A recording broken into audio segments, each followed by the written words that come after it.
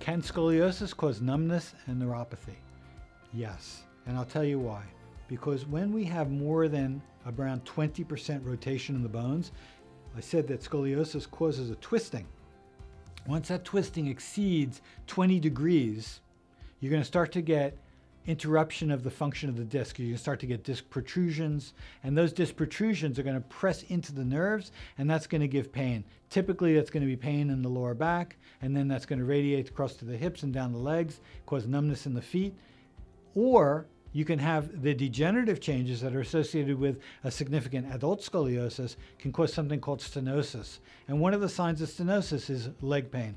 This is what we call claudication. And there's two types of claudication. There's neurological claudication, and then there's vascular claudication. So this causes neurological claudication. You ever see the lady in the supermarket and she's holding onto the cart, bent over, putting her weight onto the shopping cart? The reason she's doing that is because she's got the pain of claudication. And if she flexes and rests some of her weight on the shopping cart, it relieves her pain. So that woman's actually, if she stands up, in significant pain. Thanks for watching. I hope you found all this information helpful. Please subscribe if you'd like to have more information about scoliosis, and don't forget to hit the bell. That'll alert you whenever we publish new information. And if you've got any questions, write them in the comments field, and I'm going to make sure to address them in a future video. Thanks for watching.